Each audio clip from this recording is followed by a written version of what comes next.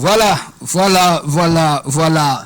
Bon dimanche à vous tous qui nous suivez à travers toute la ville province de Kinshasa, à l'étranger, à YouTube, sur MCD TV officiel, ici à Kikwiti, à Kenge, à Madimba, à Seke Banza, à Banzengungu. Voilà, à Banzengungu. Là, ce sont nos frères Bandibu. Voilà, à Banzengungu. Et à Massimaniba, que j'ai dit là, à quoi? À Bandondoville, voilà, Bandondoville, Bangwashi, Mote Nabeno, peu Bandeko Banso, Bazana Boma, Bazana Aru, Ariwara, Bazana Bujala, Bazana Tenke Fungurume, voilà. To Pambole Bino, to Pesi Bino Mbote, na Kombo na Yesu, et to Beau Sanité, là j'ai fait comme ça. Honneur à la femme, c'est le jour monnaie sur le plan international où la femme est honorée, la femme est célébrée. C'est pourquoi dans l'ongoli chapeau, par respect aux femmes, par respect aux sœurs, par respect aux filles, par respect aux mamans, par respect aux grands-mères, je vous souhaite une bonne fête de la femme, une heureuse journée Yabino. Bisika Banso Bozali en train de nous suivre dans le monde entier dans l'émission où les pasteurs expliquent. Voilà. Salutations appuyées.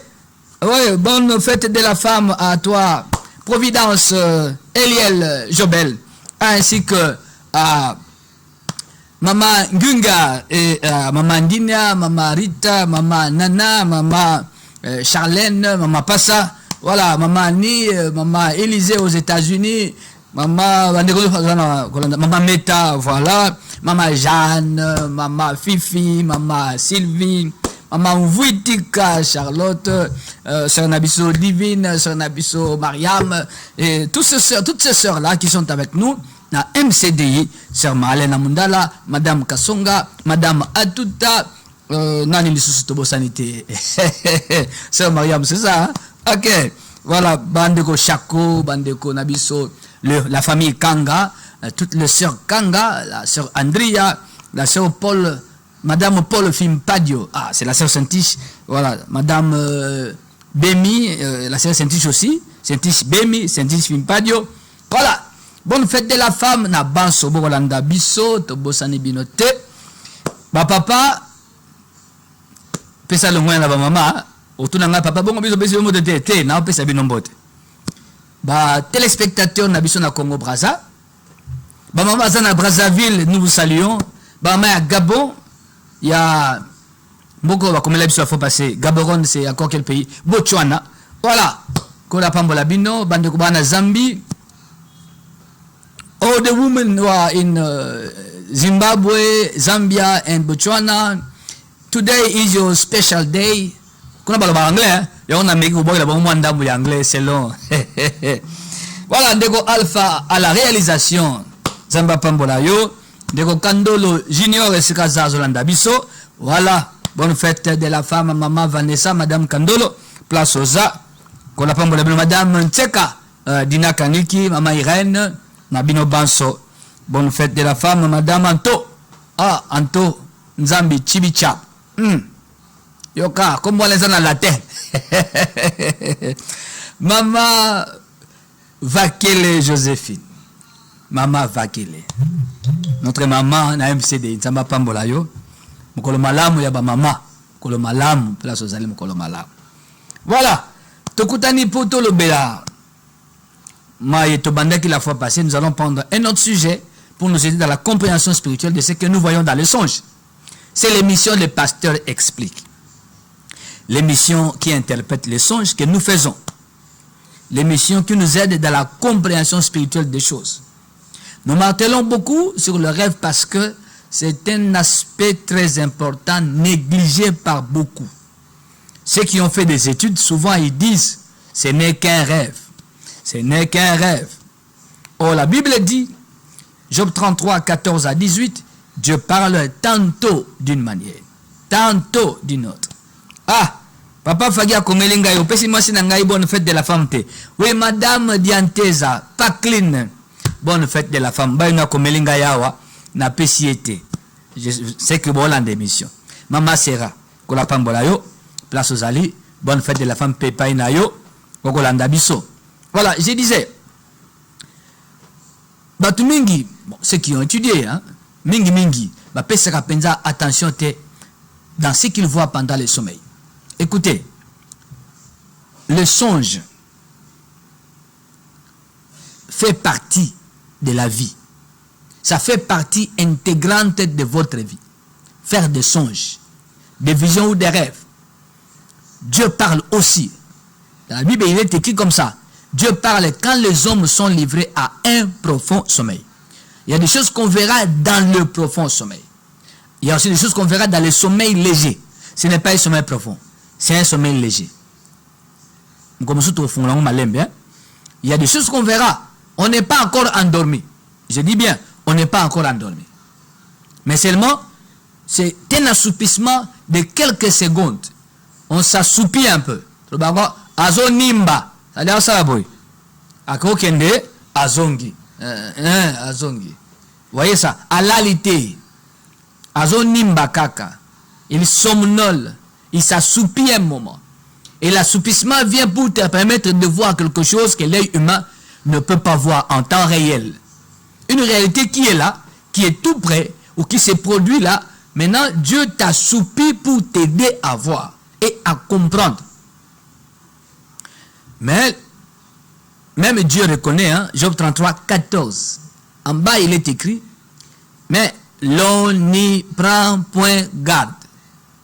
Dieu parle cependant, tantôt d'une manière, tantôt d'une autre. Et l'on n'y prend point garde. La partie du texte, la partie qui clôture ces versets est celle-ci. Toke bakate. Toke bakate. C'est Dieu qui a dit ça. Bino boke bakate. Olalaki na lakishio. Mais au kebite. Au lekisi. Au bosani. Nabutu au lamukaki. Après au lobby. Na okomonga na tongo. Maintenant, comme na tongo, c'est parti. Au banduko luka. Mais quand tu étais réveillé à 2 h du matin, tout était là. Alors pourquoi tu n'as pas écrit? Tu as un téléphone. Au cours où sali voice na téléphone, au tigango. Ou dans les brillons, tu peux écrire dans le téléphone au tigango na 4. Pose la 6 h. Au yebite que, tant que yomoni secret à monde abutu, batu abutu ba yebi que yomoni. Au yebite, tout secret à monde à ténèbres. Tant que yo loti yango kaka. Batu a monde wana pe ba yebi. Ah! C'est pourquoi certains balotaka, le matin, ils ne se souviennent plus de rien. Parce que batu abutu ba bomba secret à likamboana, ba lingakate motoyeba. Batia alarme pene ya likambo ba bomba. Dès que quelqu'un viendra là-bas pour fouiner dans leurs affaires. Je dis bien fouiner dans leurs affaires secrètes. Okukuta, alarme kobeta. Quelqu'un est venu ici. Quelqu'un est venu ici. Quelqu'un est venu ici. Ba caméra monde abutu. Et comme on nengo kotaki, na nengo bimi. Mais en doto. C'est pourquoi Mouto olo takate. Oye bakayete. Mugoloko lotaye. Il peut t'appeler le matin. Il peut t'appeler le jour suivant. Il peut même venir te voir. Pourquoi il fait ça? Il cherche à vérifier. À l'otingaï. Est-ce qu'il y a en considération ou pas? Aye kota la yo penandako. Yo loteke na butu.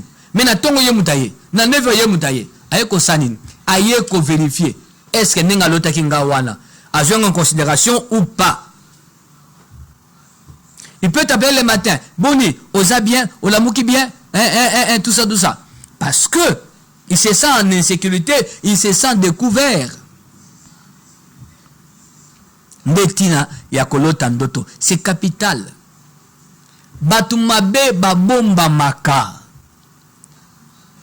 L'entourage nayo. Dans la famille de ton père, dans la famille de ta mère, dans tes anciennes relations, là où tu as grandi, parmi tes amis, Mutumabe Azali. azangite azali. Mais mutumabe wana ami bombaka poboye bate kazaka mutumabe. Il est au-dessus de tout soupçon. Moi cancele likambo ezate. Il est serviable, il est gentil, il est sérieux, il est honnête, il est entreprenant, il est courageux. Mais ne mutumabe yewa. Mais abatami. Quand on dira que ah non, pas lui. Bomele mbondo. Nzokande niveau ya kobata manebi ni webi angote. Azana technique ya camouflage spirituel. Au monde a été. Oyeba été. Il sait kokima yo au monde a été. Olotaka ye na forme masquée, na forme voilée. Olotaka mutu mona katia mulili. Azulingate. Son zuluka nani wana. Tio ndote kosila. Oyebite nani. Et il prend le visage de ton ami Akala, ton ami de l'école primaire, au lotier, aux couché naïe, le lot à la 40 ans, il y a école primaire. Il y a bien osé à la classe Boyebanaki, il n'y avait aucune relation, vous avez approché.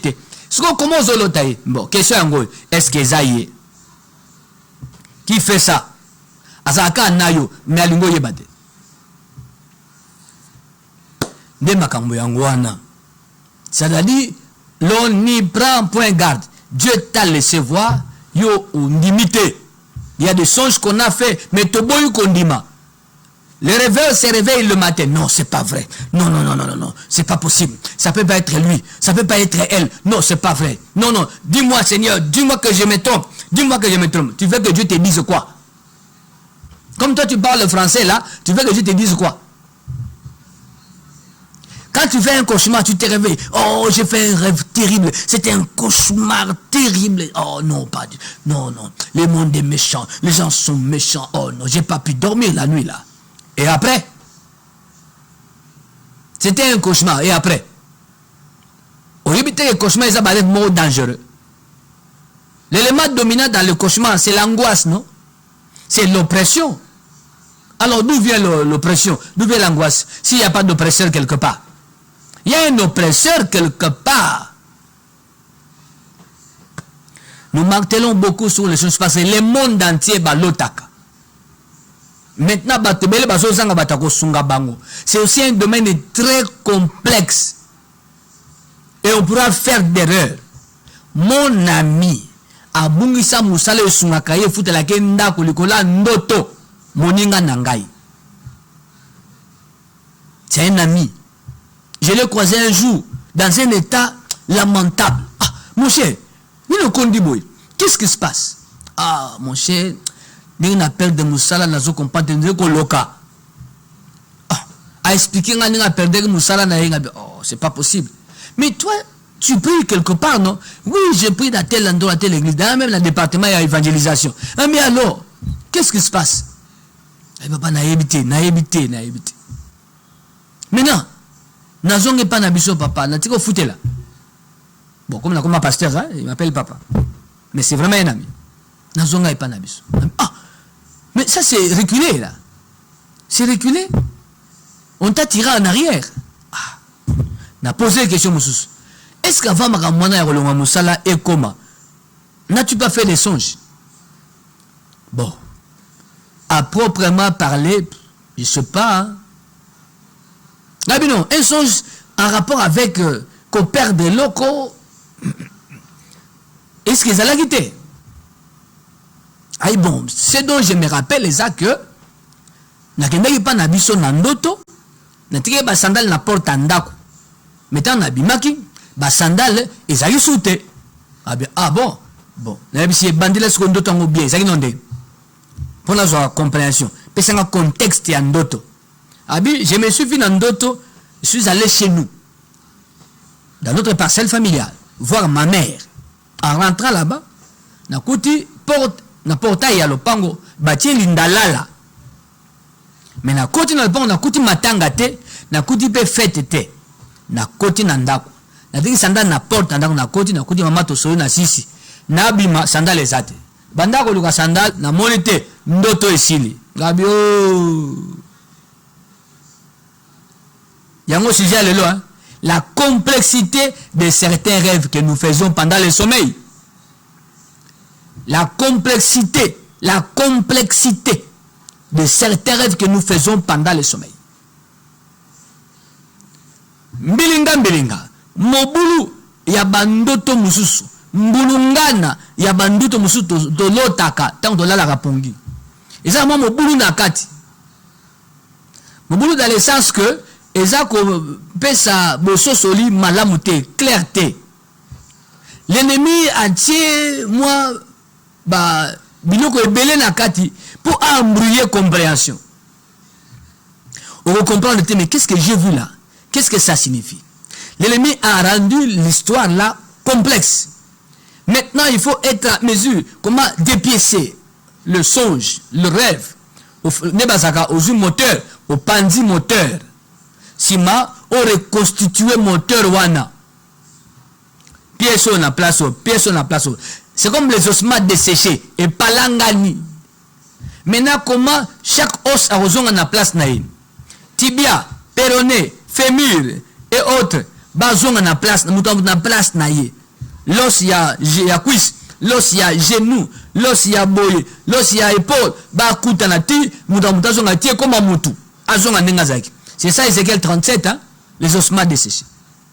C'est comme ça l'indoto bongo. Comme c'est un complexe. Plusieurs éléments différents côté la carte en.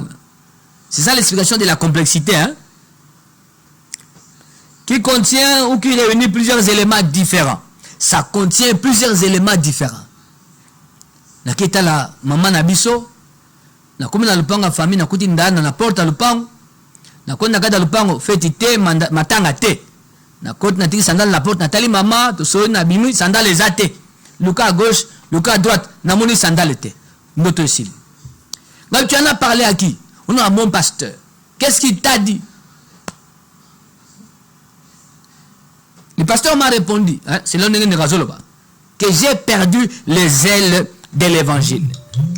Comme je suis dans le département d'évangélisation, les chaussures représentent les ailes de l'évangile. Comme j'ai perdu ça, c'est pourquoi, d'ailleurs, nous avons appelé ce militaire dans le département d'Abisso, parce que Moussa là. Et le pasteur Moussa oui, c'est ça ton rêve, mon fils, c'est ça ton rêve. Tu as perdu les ailes de l'évangile à cause de ton travail. Il faut faire des efforts pour de temps en temps venir travailler dans le département d'évangélisation. Dieu t'a montré. Là, on dit en bon français, là.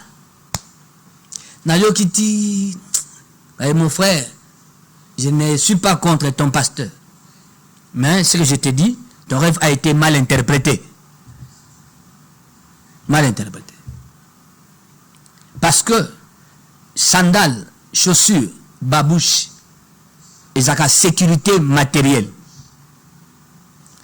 C'est ce qui est pour toi très important. Pour toi. Ce qu'on a ndoto, au bout sapato, au bout ce qui est très important pour toi. C'est très important. Et quand ça a moutou, et quand ça a sous sa revenu, et quand ça a une grande opportunité qui allait changer ta vie, au ratam, ne sapato, au bout si nandoto. Et quand ça a fiancé et baby, au l'autre ndoto pas, au tirage le colomo à sapato, au tirage le colomoko, moussou se zate. Si mami kolo, n'a fiancé au cabane, quand c'est le colomo, on est à Wanegit. J'en ai reçu des cas pareils.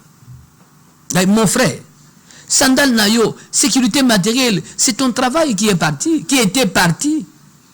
Tant que l'otaki, le monde qui te combat, le monde qui voulait que tu rentres, tu retournes en famille.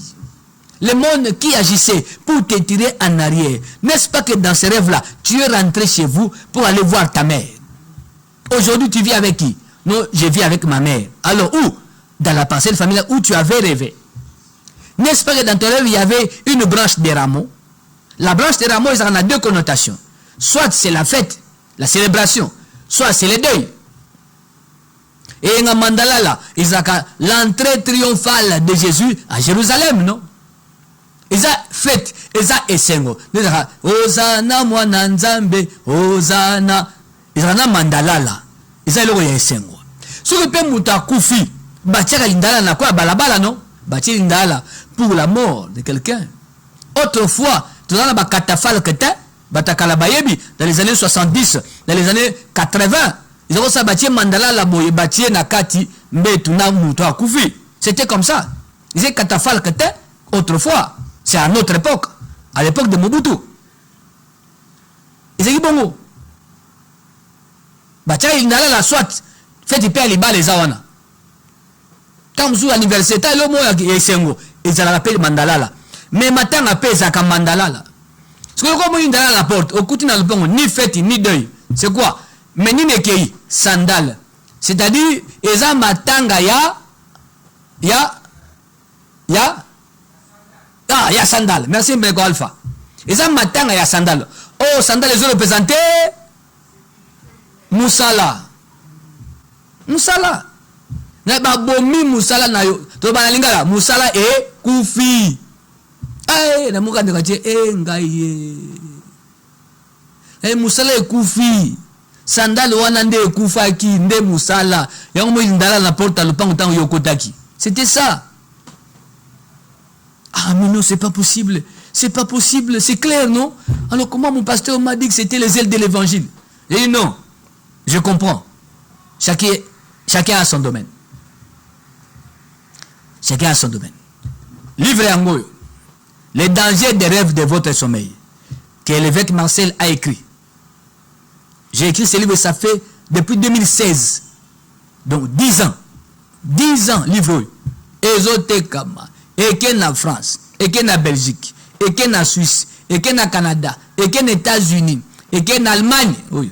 Na Brazza, et c'est Katissa. Na Angola, Kolobaku, tout est. Na Afrique du Sud. Nous avons dit pour ça. A Lingazonga, somba 10, 15 livres. Ah, même.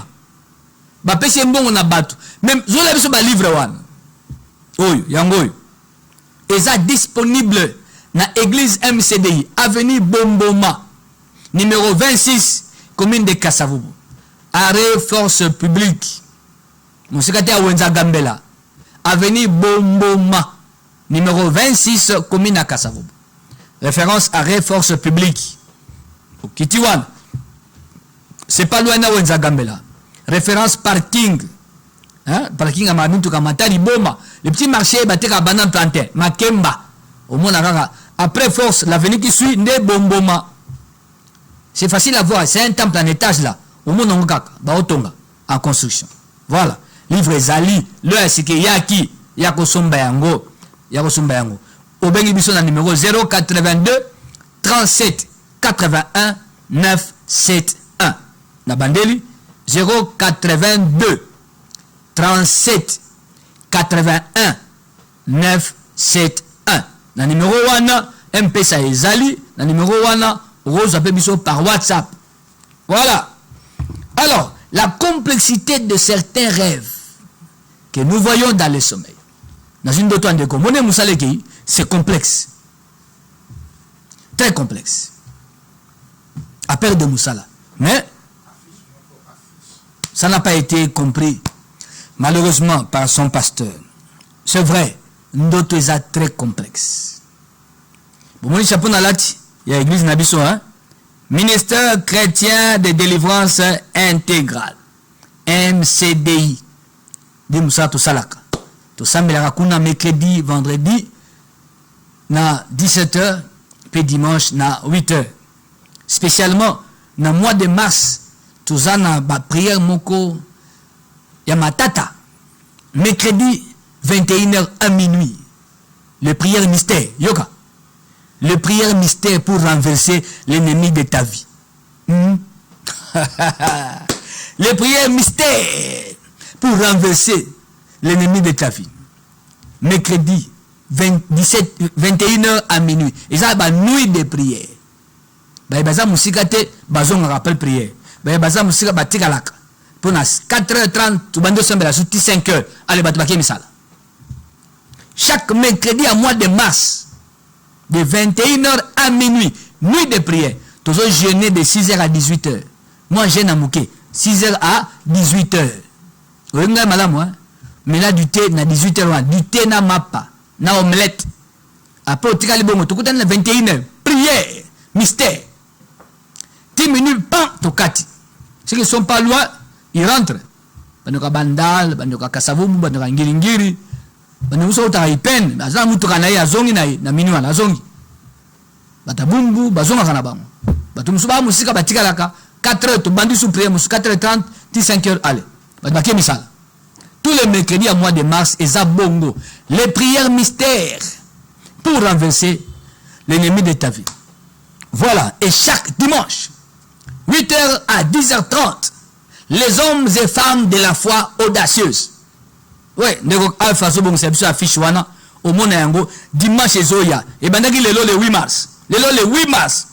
Dimanche ezoya le 15 mars, le 22 mars, le 29 mars. Les hommes et femmes de la foi audacieuse. Yaka. Invité au Yaka. Avenue Bomboma numéro 26, commune de Kasavubu. 8h. Na 8h. Kozanga te. Tala fiche yango wana. Au moins, milieu yango ezobongisa makala te. Et bandaki lelo. Et ça va continuer dimanche prochain. Ça, c'est chaque mois. Et chaque dimanche. Il y a mois de mars. Des dimanches de foi. Mais une foi qui ose. Une foi qui a de l'audace. Tala, il m'a affiché en one. Et après, on va revenir tout de suite après.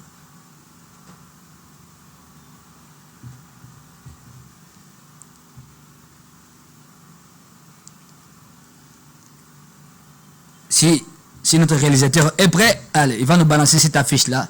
Nous allons voir et puis nous allons revenir.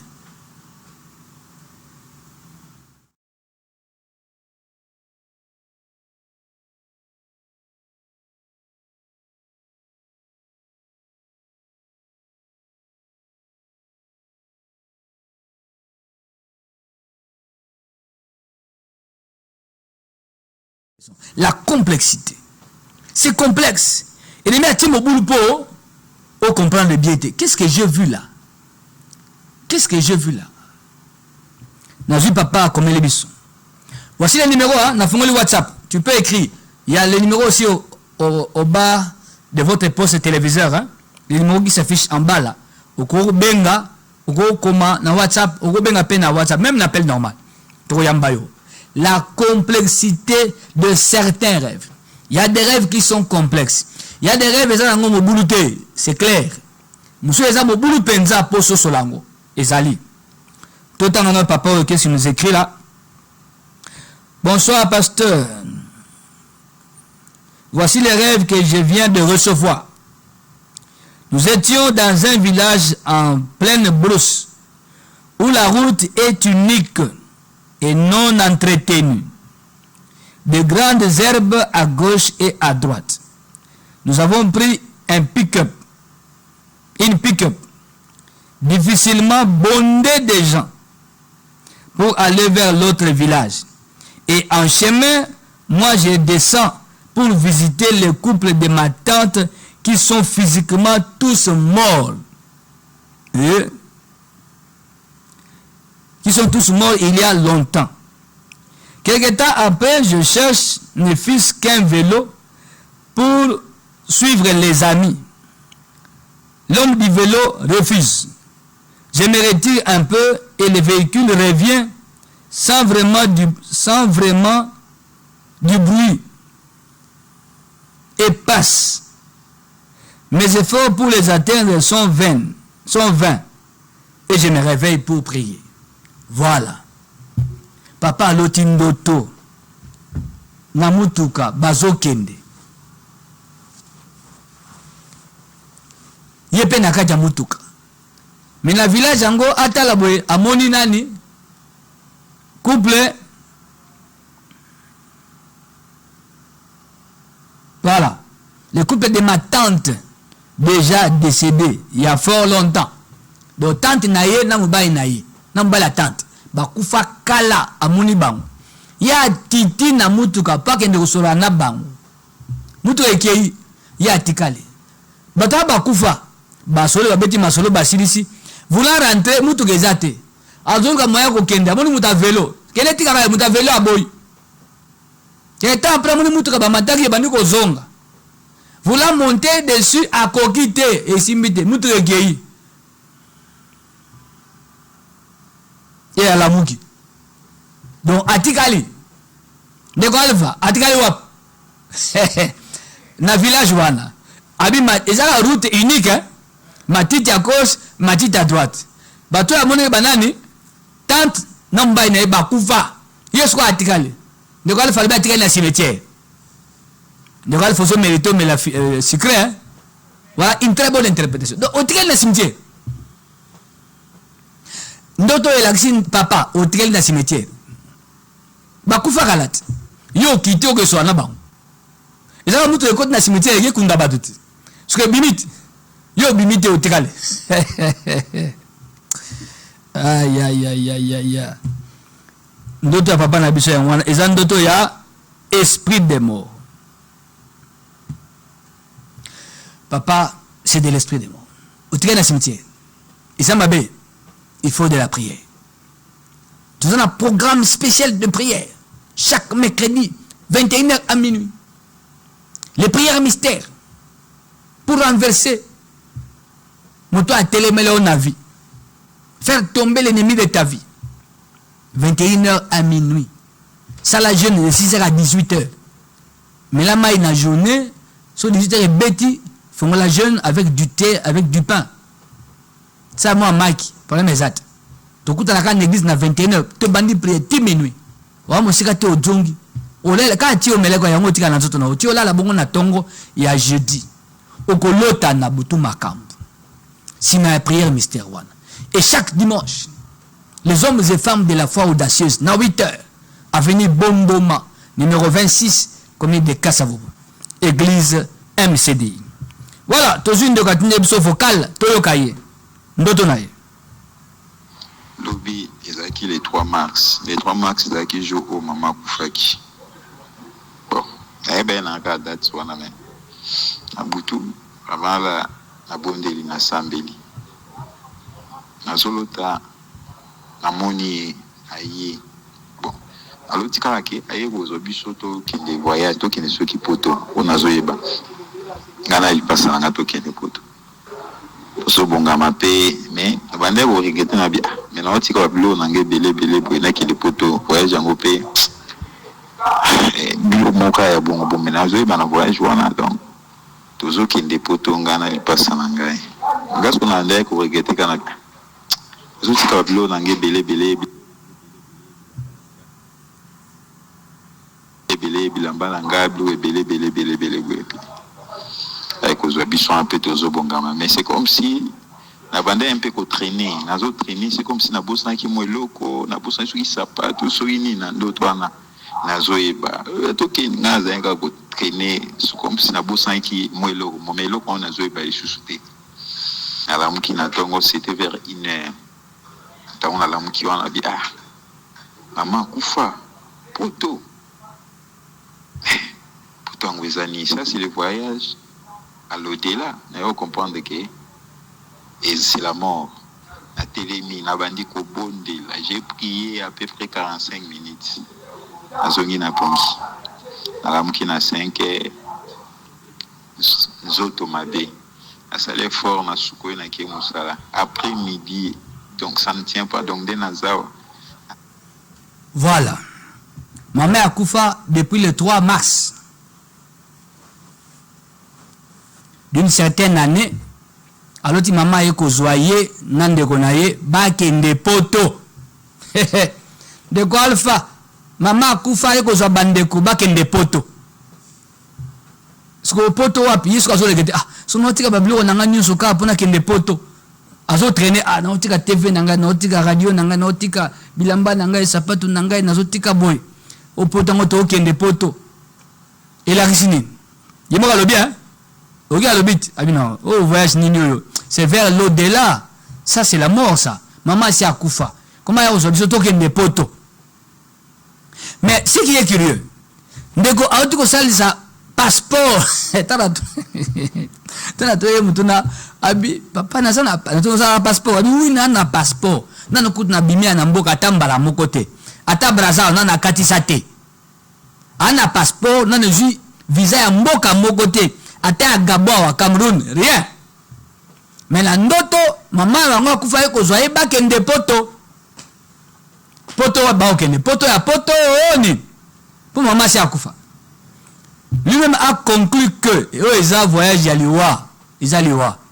asambeli alambwi na tongo nzoto mabe lokola mutabani malade. Ces rêves là montrent quoi? Esprit des morts. Voilà. 082 37 81 971.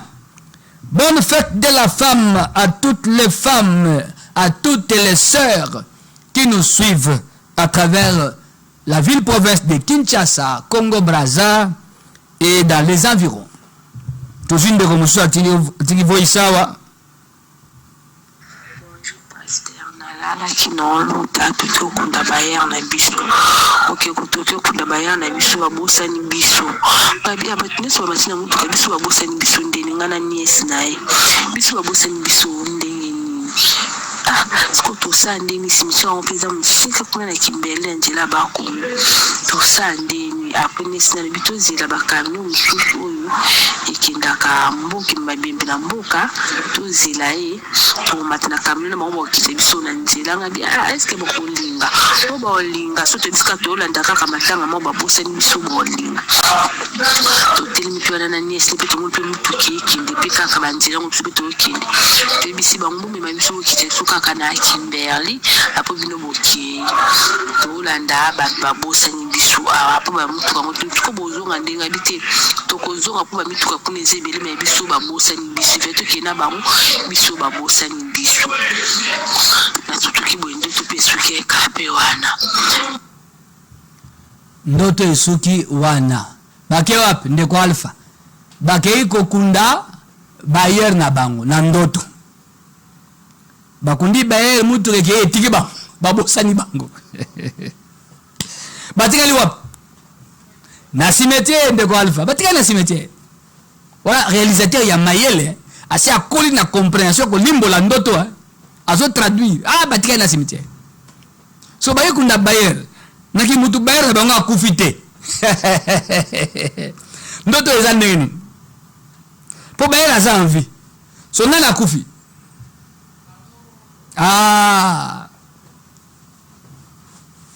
voilà donc ndeko yondo tikali na cimetière kama bayer c'est pour na ko tromper compréhension o bayer na biso akufaki to gesi ko tiko kundaye mais biso tikali na cimetière babosani biso na camion eke biso to tikali babosani biso te bayina otika nde bino bayer te bino nde yona ndeko na wana bino nde bayitika na cimetière bozana menace esprit de mort. Il a accident bon. 082 37 81 971. Voilà, nous avons d'autres gens qui ont na WhatsApp. Non, plutôt na SMS.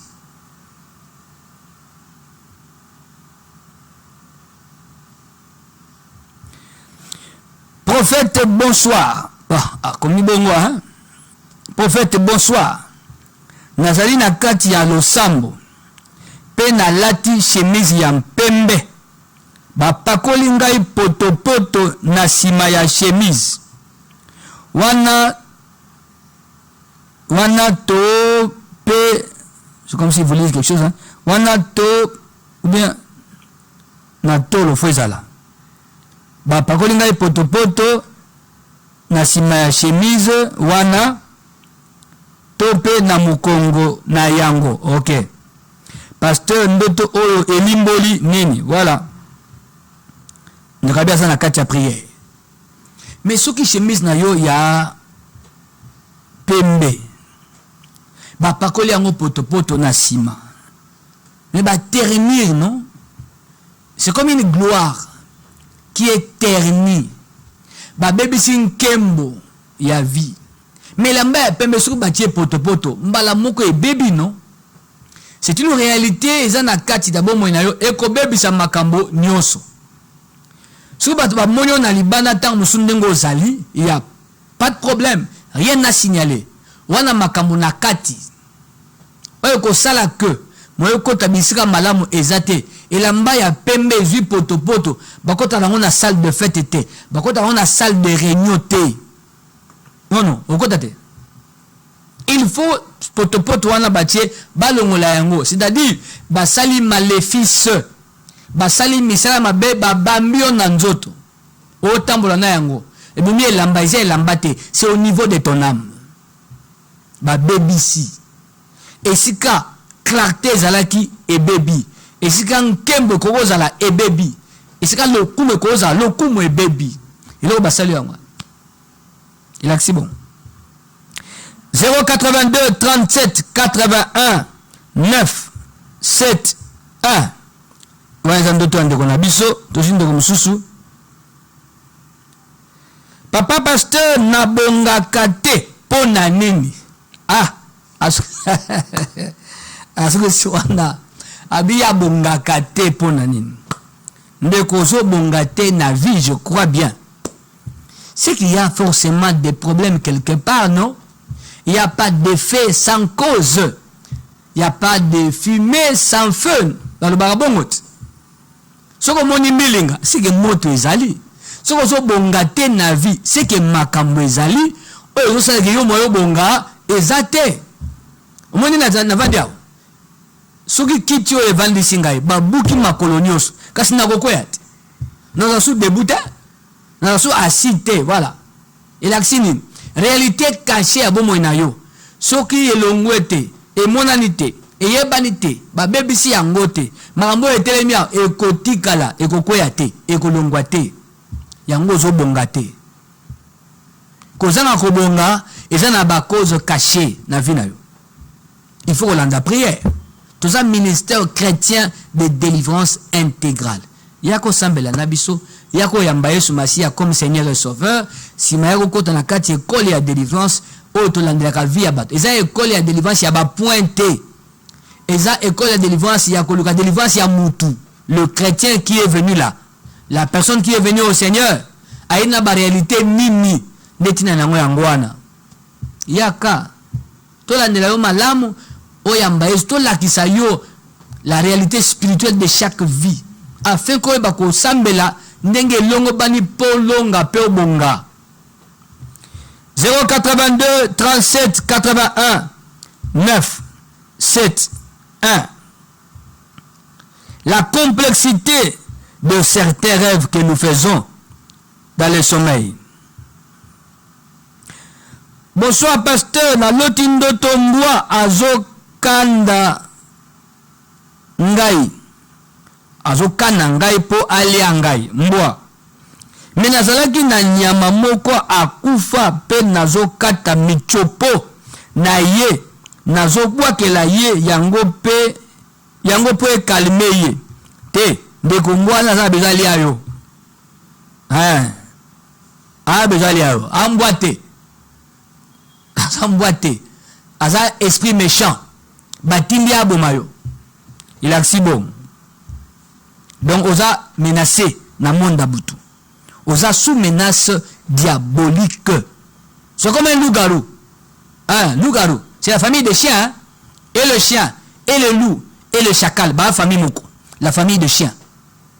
Et un loup-garou. Ouais, les rabato. La famille de chiens. 082 37 81 9 7 1. Nazwin de Komususu.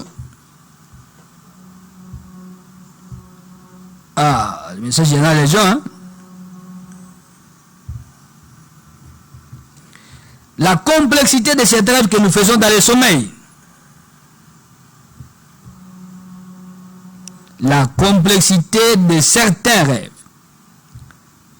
que nous faisons dans le sommeil.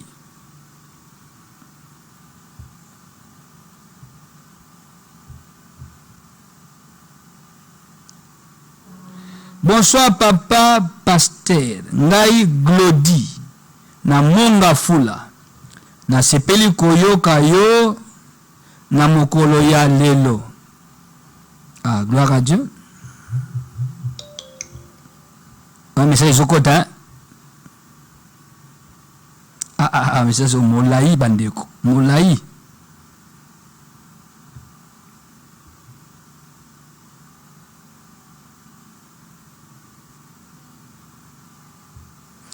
« 082, oh là là. Bon, toi, Bandeko. Bon dimanche, bien-aimé. Allô?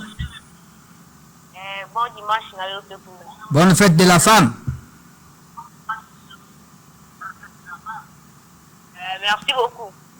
Oui, maman. Ozana Mutuna. Nazana Mutuna Kutuna. Oui, toujours. Ozana en direct.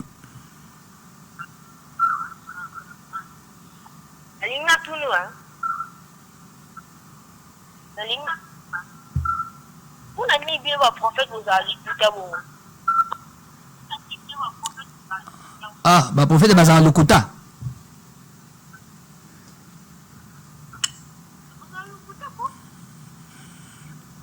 Maman, vous en direct, hein? Oui,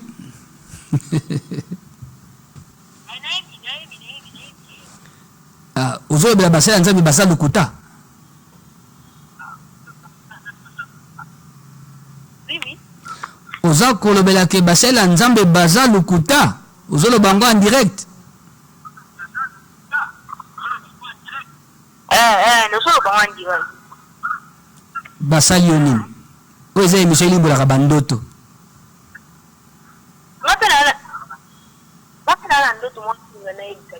Kasi bongo yo bandi na kolo ba prophète ba Lukuta pona nini bandi wana. Nisiko pesa ndoto nayo. Donc il faut yoki makambo. Voilà. 082 37 81 971.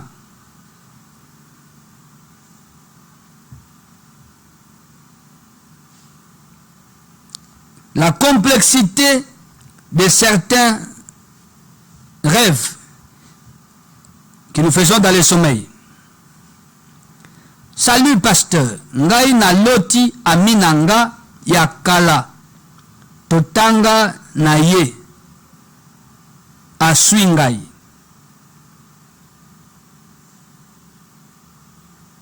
Yebisanga père, je suis berger. Ami batanga na ye asui. Koswa na ndoto. Mais ebimi image ami botanga na ye kala. Est-ce que ça y est, teza mutu mususu a se déguiser na elongi na ye po ya koswa yo. Or koswa mutation na kati ya ndoto ezali mabe. C'est une attaque démoniaque. Kokoma na bomoto comme une maladie quelconque. Comme une maladie quelconque. Eza mabe, eza attaque démoniaque. Maintenant, il faut prier contre cette attaque démoniaque. So la mouki na ndoto beba sambelaka avec autorité. Balobakate que ce qui est révélé est condamné.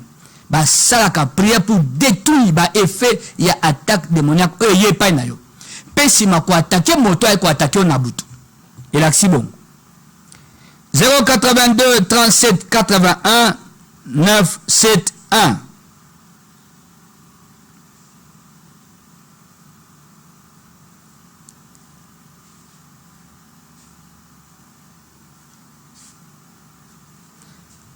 Ah, bah, on a 5 minutes, ok, voilà. Nous allons lire quelques messages avant de terminer. Sujet n'abisso tolobela qui le ezali, la complexité de certains rêves. Ndoto musu ezana ba élément ibelé et ko embrouiller compréhension mutaloti. L'ennemi fait ça dans un seul but. Vous l'avez dit ça? L'ennemi fait ça dans un seul but. Embrouiller la compréhension. Ah, muto amoni. Ba embrouiller ma maison dans le monde à Boutou. Pour y battre, c'est quoi exactement? Ba sali maquillage moko boye, ba sali habillage moko boye. Ba habiller ndoto wana na belema ebele. Eza na ngona tina moko te mais dans un seul but. Kolingate yo comprendre omoni nini et la kisini. Eza nini. Le diable est malin. L'émission Le Pasteur explique ndemo sana ngo yangoyo. Kosunga batu na kososola makamba molimo kososola otolotaka na butu parce que batu mingi balotaka mususu baneglijaka biloko balotaka mususu abosani pe alegisi na ye mususu amonaki a comprendre te alegisi na ye pe kaka mais qu'on regrette parce que ce que tu avais vu là ce qui a mabe tant que salama ndoto kozonga likamna lotaki yangoyo su pe ndoto malamu Soupendo toi malamu okozanga lipamboli parce que olandela kité Bon, to kandeko, to ebite sesa kandeko, abengaki to mususu. Allô, bien-aimé. Allô. Allô. Allô.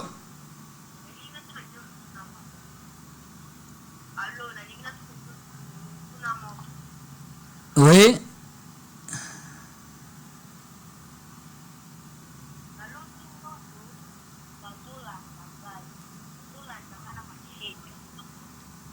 Oloti baolanda yo. Moi makasi, hein? Oh. Ah. Voilà, je disais, certains rêves, écoutez, Kosanganandotote. Roi Pharaon a lotandoto. Barwa Nathan ou ya Daniel, balota bandoto. Pe baluki batu ba expliquer bang. Écoutez, pourquoi les rois de Babylone abenga mutabala balate? Pour les molandoto na o ya bosanaki. Abenga ki les mages, les magiciens, les astrologues, les sorciers de la cour ba expliquer ye ndoto na ye o ya bosanaki. Tu peux comprendre ça.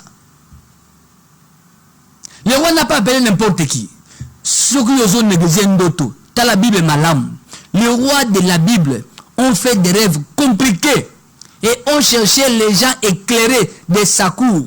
S'il n'y avait pas de réponse, allez me chercher quelque part la personne capable. C'est comme ça qu'on est allé chercher Joseph en prison. La cour ne pouvait expliquer le rêve de Pharaon, des vaches grasses et des vaches maigres. Comment comprendre les 7 vaches, et cela ça 7 années? Comment comprendre?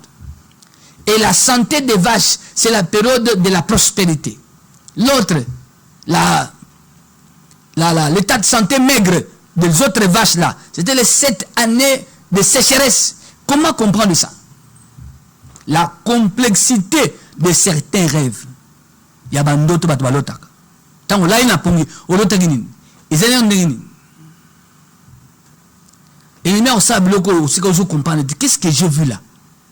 You peux holandélité Job 33:14 l'on n'y prend point garde batu mingi balande la kati yango bakambezo komati avo bimana tongo okende ko luka okende ko sala olotaki nini. Si ton fils te dit le matin, papa, j'ai rêvé, maman, j'ai rêvé. Ah, tu es en retard, va vite à l'école. Kosala bongote, au salimabé. Écoute-le avant qu'il ne sorte. Ah oui, tu as vu quoi? Prête l'oreille, na mwana, yokaye. Pese litoi. Ayebisyo tata. Mubai na ngabima. Yo mwasi noza na ndoto. Yebisa papa zela, papa George zela. Na nota ki boye. Parce que on risque à qui a zongité. Et na nota ki angoye.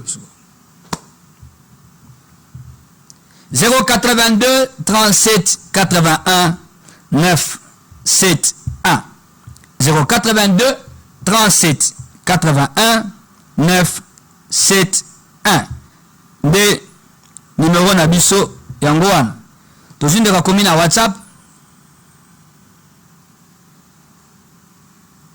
Hola, bonsoir pasteur.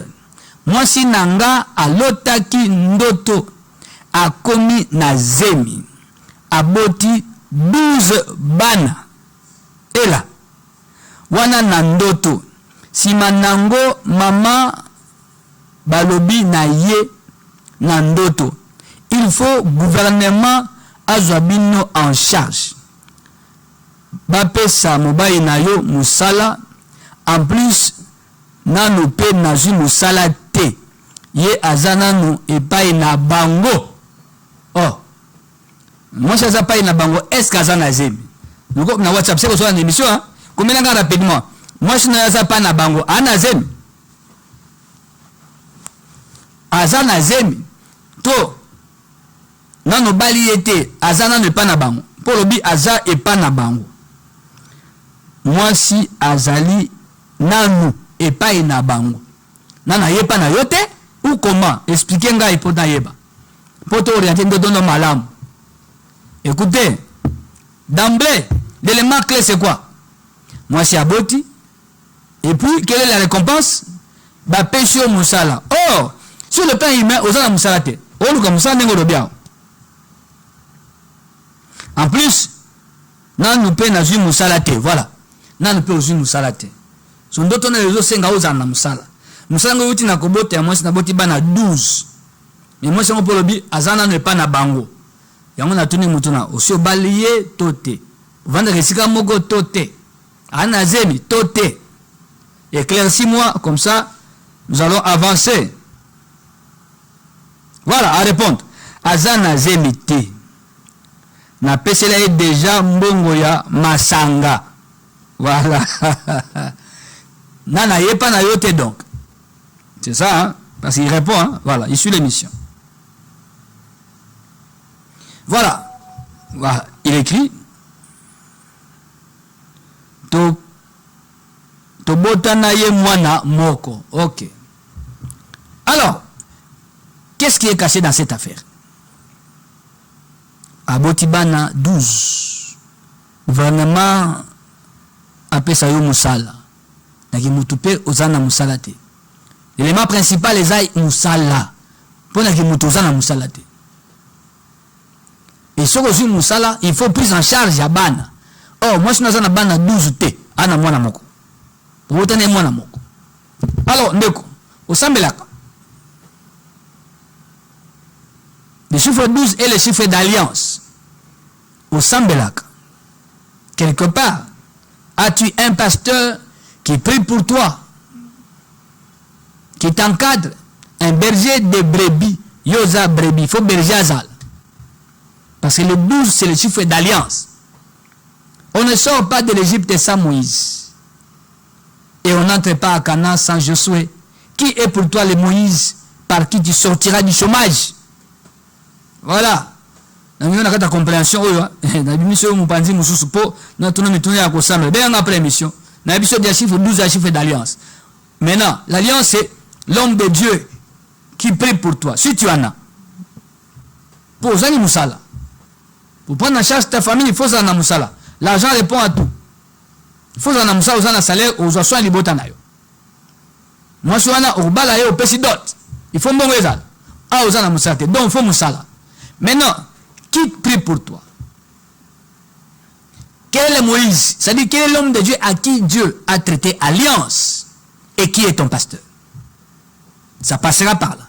L'influence robot a 12 c'est l'intervention du gouvernement pour y moussala. Et là, c'est bon. Il y en a tenu mouton à 12 états comme alliance. Yo sambera wapi. Nani aza pasteur na yo. Alliance ya pasteur na yo. Et ko pambola yo.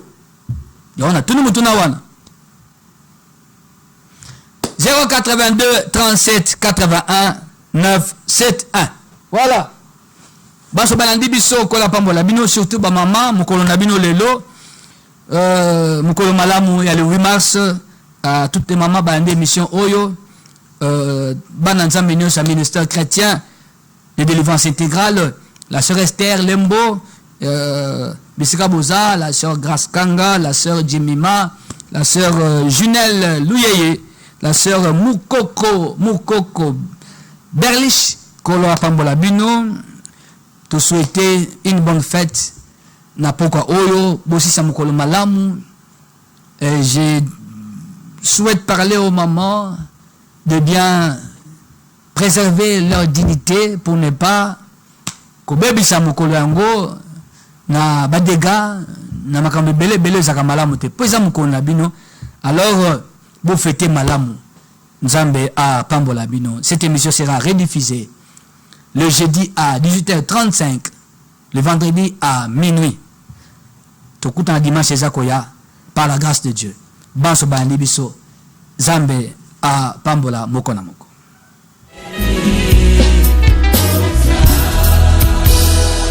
Na bangate na yebi ozali boso sima mopandi yokotambwisa ngai na yebi